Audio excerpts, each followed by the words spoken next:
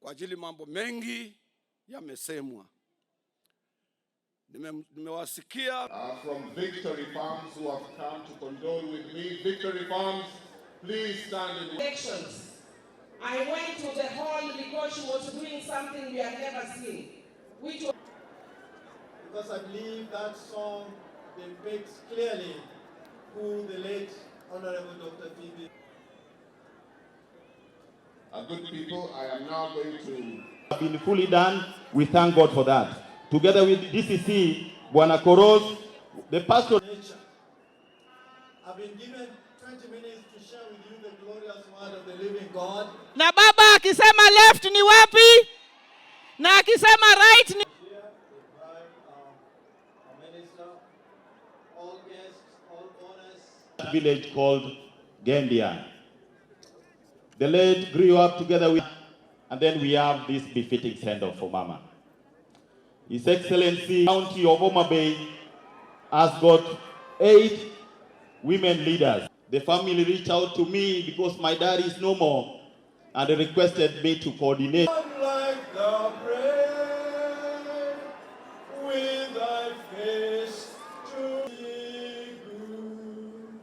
To those who do not understand that Hebrew language, who live by the divine principles as she was taught, for she was a man in mind.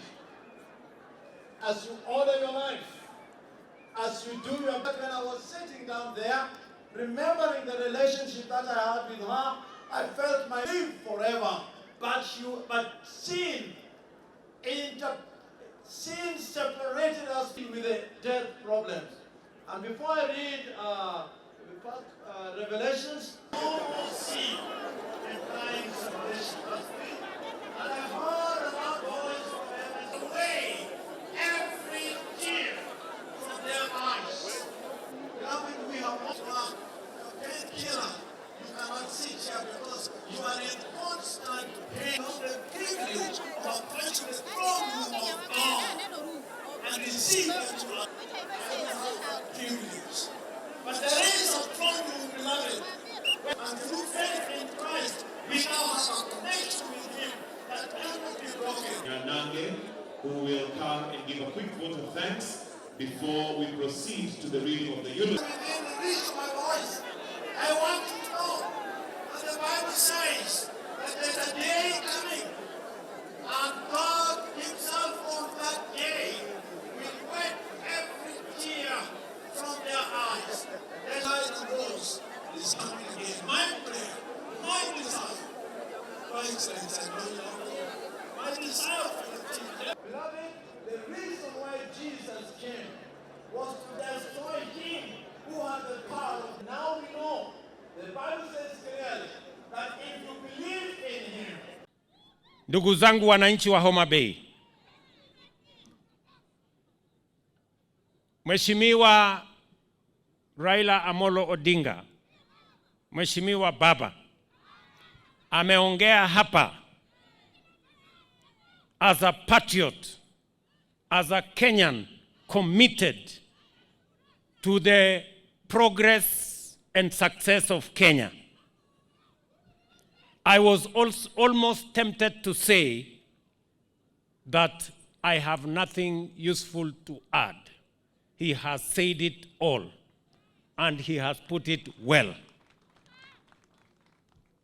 Your Excellency, the Right Honorable Raila Odinga, your place in the history, in the progress, in the governance, in the destiny of our nation is firmly engraved. Your contribution, your sacrifice, your mentorship of many leaders is something of pride to those of us who have worked under you in our earlier political journey. And I want to say, listening to you today, I am persuaded that this nation, and I associate and I agree with your commitment and your conviction that Kenya is a great country, because it is a great country. It is only that some do not understand the potential and the greatness of this nation. Because of your commitment to this country, today you have assisted me to put together the broad-based government, a government that brings all communities, all regions, all parts of Kenya in an inclusive manner into one administration that does not look, that does not seek to preserve any leader, but to preserve the destiny and the place and the stability of the Republic of Kenya. Because of the coming together under this broad-based government, because of the Honorable Raila Odinga working with me to put together this broad-based government, Kenya has a date with destiny. Kenya has a historic opportunity to change the place of Kenya and to elevate this country to the next level. To unite this nation beyond community, tribe, region, or religion. And to forge that unity so that we can transform our economy, make it inclusive, deal with the challenge of unemployment, create wealth to get rid of poverty, transform our agriculture so that we can eliminate the shame of hunger, create products for exports, and expand our progress and our prosperity. Transform this nation in a very meaningful way. Today, as has been said by Baba, we are committed to taking this country to the next level. And it is the reason why we signed the 10-point agenda. And I want to commit that as the head of the executive, that 10-point agenda will be implemented to the letter. The journey towards the implementation of that agenda began. And that is why, because we were very clear about the place of devolution, we not only have paid all the monies that were due by the end of the last financial year, we are also committed that even without the necessary legislation, on Monday, Treasury is going to release the resources for our counties for the month of July. We have also set in motion the discussions on how to enhance allocations to our counties, as we demonstrated in the last budget, where we added an extra 30 billion shillings to our counties. And that is the trajectory that we have agreed upon. As has been said here, we have also put together a 5-member committee to make sure that our administration will implement not just the 10-point agenda, but all the other agreements that we have agreed so that we can transform this nation. Let me also say that as part of the implementation of the 10-point agenda, today I set up the infrastructure and the mechanism to pay and compensate all those who lost their lives, those who were injured, those who were hospitalized, as part of healing our nation so that we can bring our nation together and forge and focus our ideas, our energy, and our focus in taking the country into the future. Let me also say that as part of this momentum, Baba and I have agreed that we will also make sure that the agreements we have signed under the 10-point agenda and all the other commitments that we have made on devolution, on implementing NADCO, on implementing all the other programs, will be undertaken by making sure that our parliamentary groups are aligned so that they can assist us process the necessary documentation, pass the necessary legislation, and provide the necessary funds for us to be able to implement the commitments we have made. Leaders here have asked that we focus on the development of the nation as we focus on the development of this county.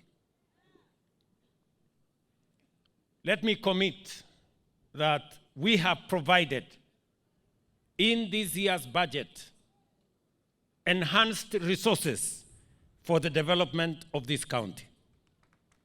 I am aware that this county and this region requires affirmative action, because for a very long time, this region has not benefited from the resources and the development of our country as other regions have.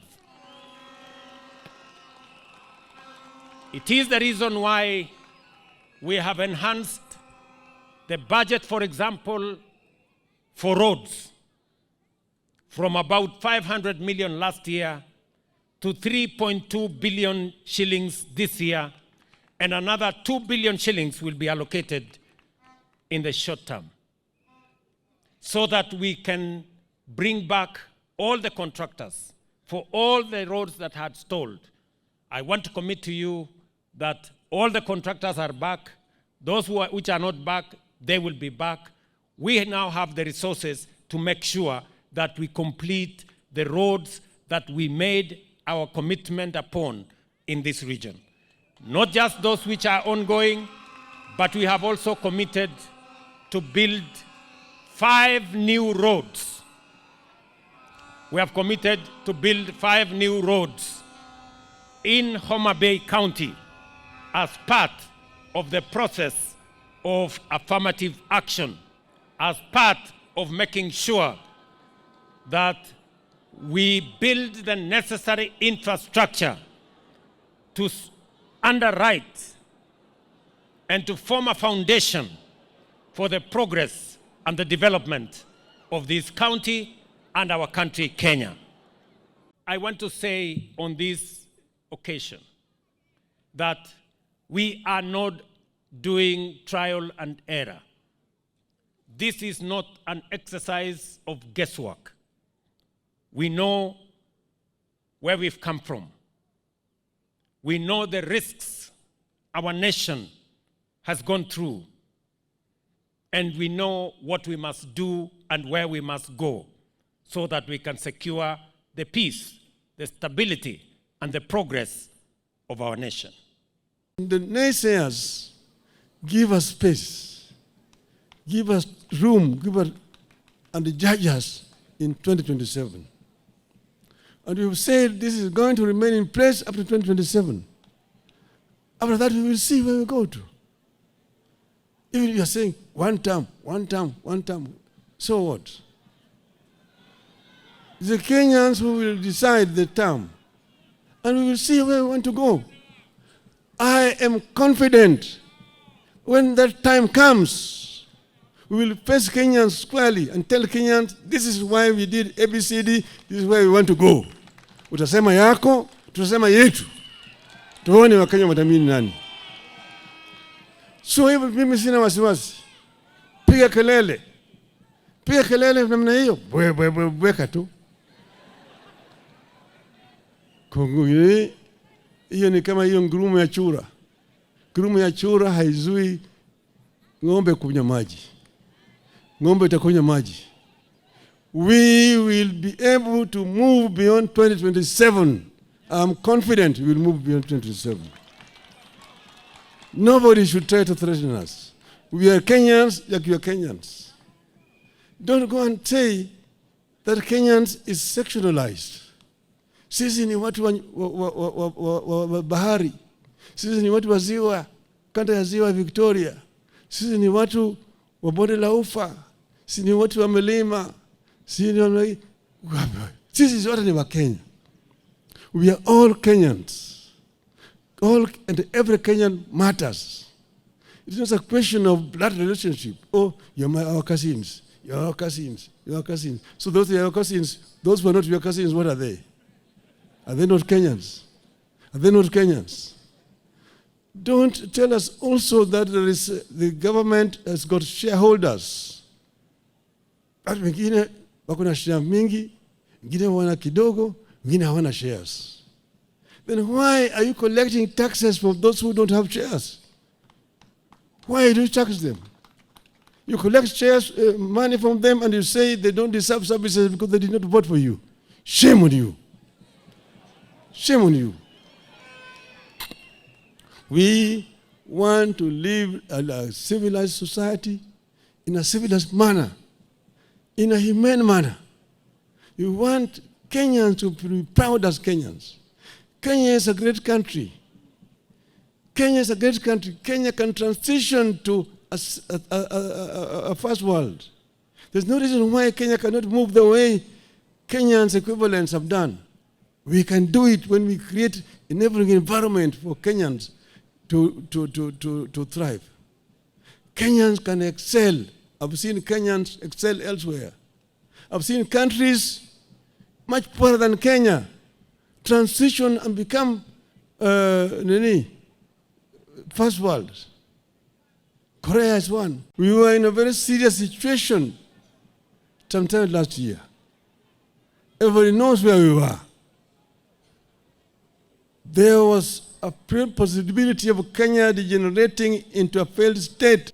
People who do not understand history talk very easily. But ask them, tell them, what happened in Libya? What happened in Egypt after the Arab Spring? What happened? Where was the Tahrir Square crowd not able to move in and take the government and form a government? Where do you have a military regime in Egypt today after the Arab Spring? Even Tunisia.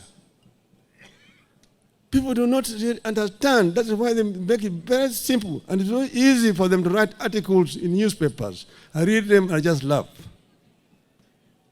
They tried to trivialize what was a very serious situation. So what we have today is basically something that we were forced into because of the circumstances that were existing at that time.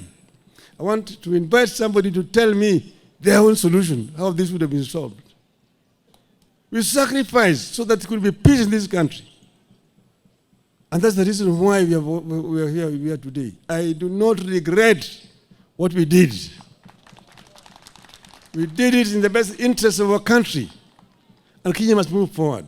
And we have sat together and reviewed the MOU that we signed last year, this year. And we have now put together a framework to ensure that the MOU is implemented to the letter. This is going to happen. Those who have been maimed, those who have been injured, those who have been in hospital, and those who have died, the families of those who have died will be compensated. And we said we go back to just not 2024, 2023, 22, we go back to 2017. From 2017 up to today, all those people who have been maimed, who have been killed and so on, the families are going to be compensated. And we have got to put in place a framework for that to happen. Secondly, we have also a structure of how to ensure that the MOU itself is implemented to the full. And that's why next week we are going to have a joint parliamentary group meeting to ensure that our members of parliament implement what we need, put up structures in place so that we can be able to implement what we've agreed on. Issues of human rights must be respected. We must ensure that people live well. We must ensure that our people have food, that our people have shelter, that our people have work, that our people, when they are sick, they can be treated, that our children will go to school. This is very, very important to us.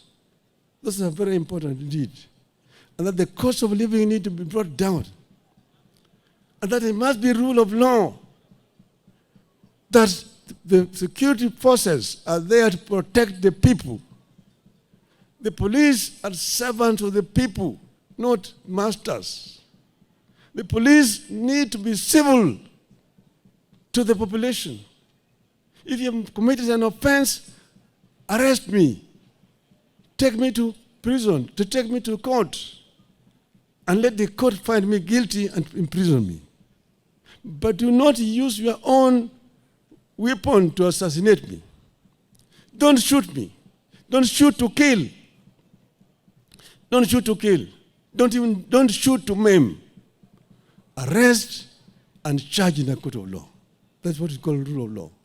This lady here, I can say honestly, if we trace back to the movement for human rights and talking about women's rights being human rights, Phoebe Asiyo was ahead of her time. She started that struggle before independence and continued with it.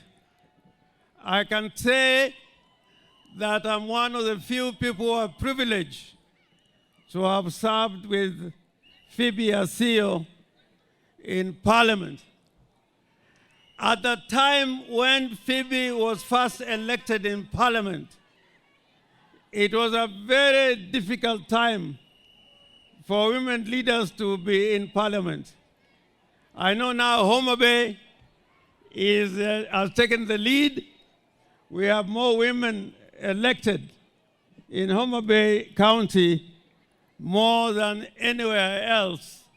And this is a great testimony to Phoebe Asiyo.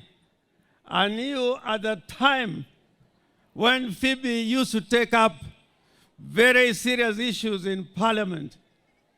The Parliament at that time, those who were there with me at that time, there were so many male charlatans, many male chauvinists, and many male misogynists, and would not entertain women being leaders in Parliament. And for that matter, I honor her and I thank the state for giving her such a wonderful send-off. When I was growing up, Phoebe Asiyo was a common name in our family because Phoebe and my mother, Mrs. Dorka Owino Nyong'O, were very close in Maendeleo ya Wanawake movement. Phoebe up in Nairobi and my mother at the local level. In fact, Phoebe doesn't call me by my name. Ulungagani Wood Dorka, the son of Dorka, because Dorka was my mother. So they were very close. And when I came to Parliament, I met Phoebe. She always treated me as a child who has managed it to come where the elders are. It has been like that. In fact, yesterday, when we met Phoebe, at Kisumu Airport, Kisumu International Airport, I must apologize to Governor Wanga. When I saw her in the coffin, I broke down. and I had to leave, not to embarrass Governor Wanga. So it's a very personal thing that I've come here to be with the family of Phoebe Asiyo as we say goodbye to our great mother. The mission in life of Mama Phoebe Asiyo was to fight for human rights, not just for women, but for Kenyans as a whole. If that were not the case, she would have not been the leader of Maendeleo Wanawake for so long and been a parliamentarian, and one of the parliamentarians who, if you look at the Hansard of the National Assembly, or Lejiko, as it used to be called, you'll find that Phoebe stood firmly for change, for human rights, for the protection of common people. If Phoebe lived today longer, Mheshimiwa Rais, Prime Minister Raila Amolo Odinga, there is something happening in Kenya which is extremely dangerous, which I'm sure Phoebe would have stood up against and campaigned to do something about it by government. This is called femicide.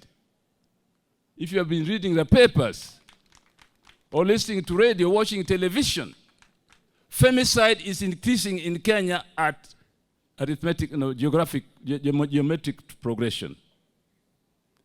And we have a theory in Kisumu County that the increase in femicide is closely associated with the increase of Airbnbs. I don't know whether you know that. So, Bwana President, Prime Minister Raila Amolo Odinga, let us have a strict control of the opening of Airbnbs, and the use of Airbnbs should be strongly controlled and accounted for. Because otherwise, this femicide will continue under the guise of people going to Airbnbs. I'm sorry I might be very strong about this, but in Kisumu we have noticed this phenomenon. And I hope it is not as serious elsewhere as it is in Kisumu. Mimi nataka kuambia wa Kenya,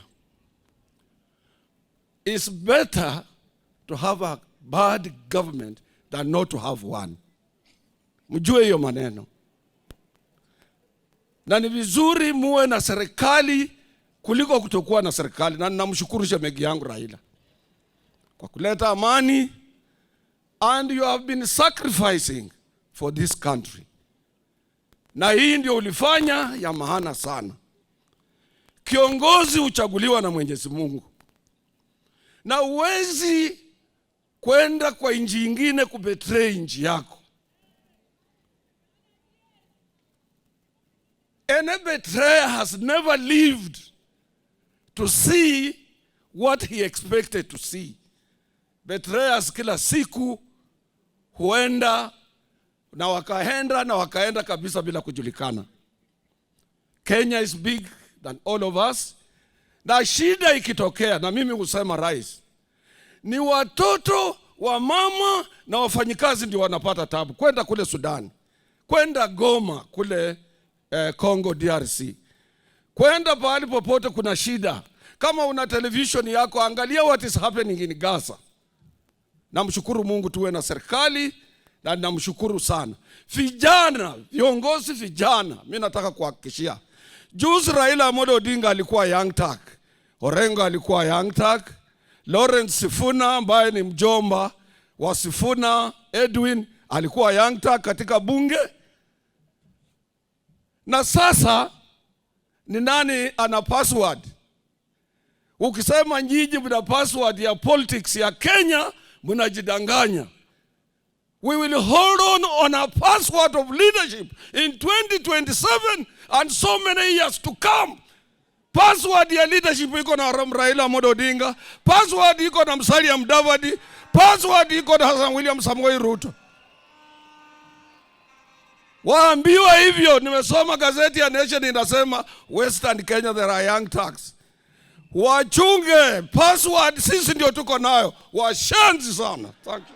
Mimi nilipata nafasi moja kubwa sana wakati nilipochaguliwa kama kiongozi wa wafanyikazi katika nchi hii, kutoka kwa Mama Phoebe na Bishop Kosgei, watu wawili ambao waliniandikia nikishachaguliwa kwa their congratulatory message wakisema, please restore the lost glory of our workers. And indeed, namsindikiza mama nikimwashua, I have put the Central Organization of Trade Unions in Kenya on global map. And that was her wish. Nikimalizia, nimekuwa very close kwa hii family kwa ajili ya marehemu ndugu yangu Chesire. Kiptoo amekuwa hapa ameongea na anajua vile tulivyokuwa pamoja. Mama Zipora alikuwa hapa, ingawa alinishangaza kidogo at the age of 82, ana smartphone, anasoma bila miwani. Nikashangaa, nikasema kumbe I will have to go up to 130 years. The broad-based government is not about self-preservation of leaders. The broad-based government is about preservation of the state, preservation of the nation. It's about preserving peace. It's about preserving stability. It's about preserving equity. It's about preserving and creating stable institutions which shall be inherited by our children and our children's children. Tunasema hivyo kwa sababu watu wengi wanajaribu kutupa matope kwa uhusiano wa Mheshimiwa William Ruto na Mheshimiwa Raila Amolo Odinga. Mimi nataka niwaambie, hata wakijaribu, hawa viongozi wetu wawili wameonyesha kwamba taifa na usalama wa taifa unashinda tamaa yote nyingine ya ulimwengu. Kwa hivyo ningependa tu kusema kwamba sisi tunaungana kabisa, kwa sababu tunataka Kenya inawiri. Tunataka Kenya iwe na amani. Tunataka uchumi wetu upanuke zaidi. Na ndio kwa sababu sisi tuko kwa huo msimamo wa kusema tunataka broad-based government na tunataka inclusivity katika taifa letu. Ukiona mtu anatembea kule, anauza ukabila mpaka hata wenyeji wake wanaanza kumwambia tumechoka, basi ujue sasa huyo jamaa siasa yake duni imeanza kufika ukingoni. Your Excellency, let me take this opportunity to thank you, working together with Honorable Raila Amolo Odinga. You have done something. You have done something that people may not realize now, that people may not appreciate now. But when the country is in a difficult situation, people must make difficult choices. And I've seen watu wanatulaumu, people are complaining. So Your Excellency, even though people may complain, you and Baba have done an excellent thing, which is to bring peace in this country. People will only appreciate it ahead. But leadership is sometimes entails taking hard decisions and making difficult choices. It is not easy because we competed against you and we believed we won against you. But to take the country forward, we must come together and push the country forward. And Your Excellency, this morning, I was particularly impressed to see that you have put in place a framework for compensating victims of post-election violence and similar things. And because for those of us who come from the human rights background, it is one of the issues we've been challenged about. And I want to say thank you for taking that initiative so that we appreciate the families together with the Baba for taking that. And I also want to say, in honor of Phoebe Asiyo, you can see people are saying she's a woman of many fasts. Whether it's prisons, Maendeleo, Child Welfare Society, where she even employed my own mother, which makes me very fond of her.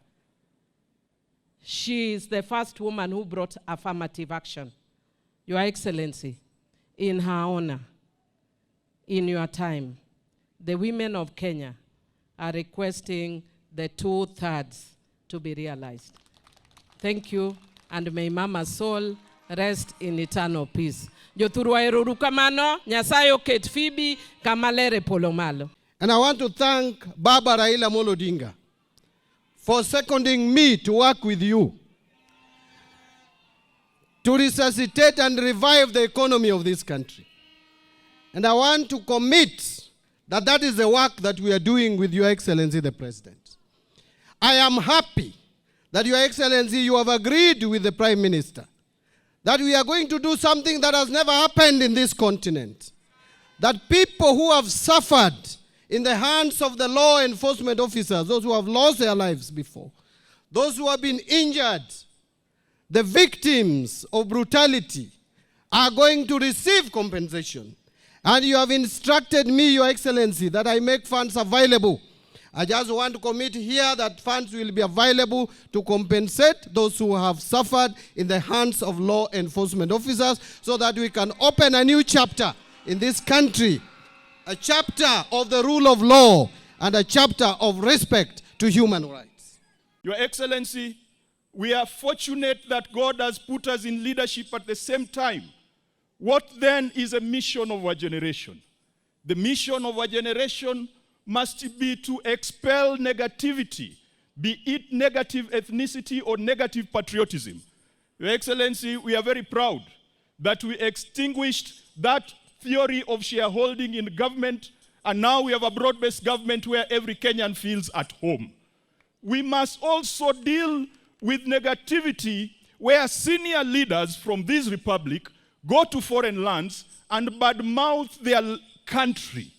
Your Excellency, in my culture, you do not talk ill about your parent in the neighbor's house. If your father is naked, you do not proclaim his nakedness, you cover him. And so I want to rebuke and condemn those who go to foreign lands and think they can get cheap bonga points by talking ill about their country. Your Excellency, our mission must be to fix education. And there has been this debate whether all children can get free education. I believe it is possible. Let us have the courage to put together all the different funds that exist. Your Excellency, this was a dream of the founding fathers of our nation. It cannot be that 50, 60 years we are struggling with this. We have enough resources in this country to ensure that every child can get education. Our mission must be to ensure health for all. Your Excellency, I listened to you yesterday as you addressed the governors, and you gave very clear directions that no Kenyan should be paying fees in level 1, level 2, level 3, and level 4 hospitals. We in the Senate, and I think no MP should ever stand in front of the public and talk about SHA in a negative manner, because we are the ones who pass the laws. Our job and our role as leaders is to ensure we push the executive to make SHA a success. That is the mission of our generation. Finally, the mission of our generation, Your Excellency, must also be to ensure that corruption does not collapse and kill our beloved country. Mama Phoebe is lying there. She's not going to heaven with a title deed. She's not going to heaven with her bank account. She's going to heaven with her soul. Let that be the lesson for all of us who are in leadership. In 1979, when I left being a councillor in Kisumu, Phoebe Asiyo braved it, and Jaramogi supported her. And Jaramogi specifically sent us here, together with my brother Raila, to come and campaign for Phoebe. We campaigned for Phoebe Asiyo in Karachuonyo surround, because Phoebe was fighting against a giant who was supported by the whole system of government. Can you imagine a woman, those days, a woman just daka. That is true. is contesting against a giant supported by all the government machinery, Okikamayo. Okikamayo was not a joke. He was later on the chairman of KANU, the most powerful chairman I have ever seen. If Okiki wanted to expel you from the party, you are expelled as a member of parliament. In the morning, within 1 week, you have been replaced by somebody else. So Phoebe fought against Okiki. Okiki went to court. Okiti went to court to contest, and Phoebe was dismissed. We came here a second time now to campaign for Phoebe. We came and Nyagoro was such a mobilizer. She was such a great mobilizer. She mobilized groups. And I tell you, Karachuonyo was vibrating with Phoebe. I remember when we won the election, when we went to Homa Bay to count where the kuras were being counted. I tell you, when we came from there, all of us just burst into a song, coming down here to Kanyaluo. We burst into a song, Beunge gimoti more kindu karachuonyo beunge gimoti more kindu karachuonyo Phoebe Asiyo emonyago kiki koro nyadiriyo Phoebe Asiyo emonyago kiki koro nyadiriyo.